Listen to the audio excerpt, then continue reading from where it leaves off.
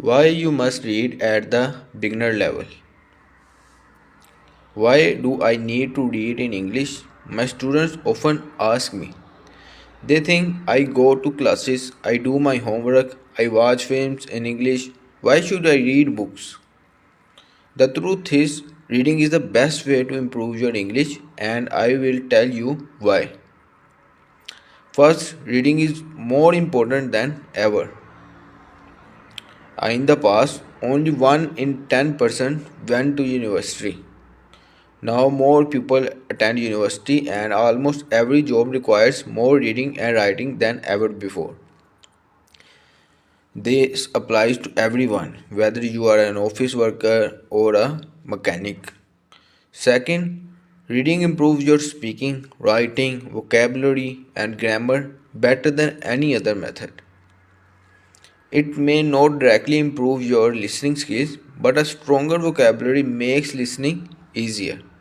That's the reason why I recommend in school your vocabulary read a lot of English, but it was likely boring textbooks or stories with exercises at the end.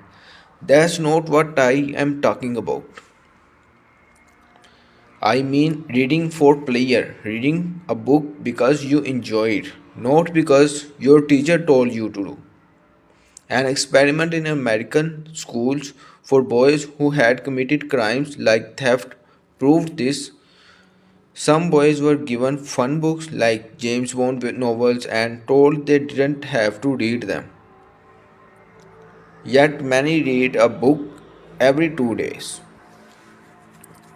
Years later, these who read showed significant improvements in reading and writing and even enjoyed school more.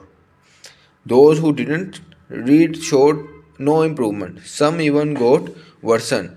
This isn't just true for native speakers. A study in the Fiji Islands compared three teaching methods: traditional English classes, silent reading, and reading aloud. After a year, the reading based methods outperformed traditional classes. A similar experiment in Singapore found that students who read silently did better on grammar tests than those who only studied grammar. When we read, we naturally absorb grammar and vocabulary without memorizing rules. You might think reading in English is too hard. I have to use the dictionary all the time and it's boring. I understand, which is why I wrote this book. It's designed to make reading enjoyable.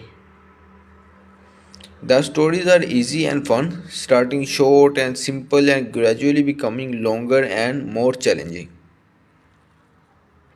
By that end, you will feel proud of your progress. This book includes stories from my podcast, English spoken stories, rewritten and improved for beginner, pre-intermediate, intermediate, and advanced levels. They are all fairy tales, some well known, some less so, and one I wrote myself. You might think fairy tales are for kids, I need useful vocabulary for business or science. But studies shows that every novel and science fiction contains academic and technical vocabulary. For example, reading million words of a science fiction can teach you the scientific terms needed for university. When I learned about this, I was skeptical too. But as a language enthusiast, I decided to test it. I wanted to learn Spanish, so I set a goal to read million words, about 10 novels. I started with easy books, then moved to translations of books I knew in English like Harry Potter and Game of Thrones. Finally, I read original works by Latin American authors like Isabel Allende and George. After a year, I could understand almost everything I read, follow clear speech, and hold conversations all without memorizing grammar rules. If you are thinking this sounds too good to be true, or I will read for hours every day, here is an important tip: read books that are easy and fun. If a book is too hard or boring, put it down and find another. Stephen Carson, a language learner expert, says to read only what is genuinely enjoyable and so easy that you feel guilty reading it in your native language. This means comics, magazines, detective stories, or romance novels are all fair game. To understand why easy reading works, consider this research shows you need to understand at least 98% of the words in the text to learn effectively. For example, here is a text where 50% of the words are nonsense. Jerry fled out of bed and opened the curtains. He beamed to himself as he made breakfast. He made coffee and put butter on his buffer. Someone called his phone and he picked it up. He was very surprised by who was tongling, so his winky fell on the floor. Could you read a whole book like that? Now, here is the same text with only 10% nonsense words.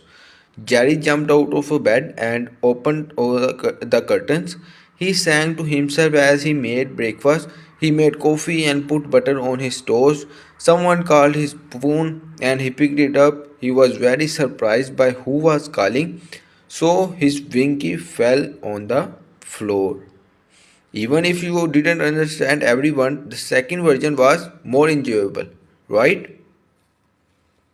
That's the power of reading for player.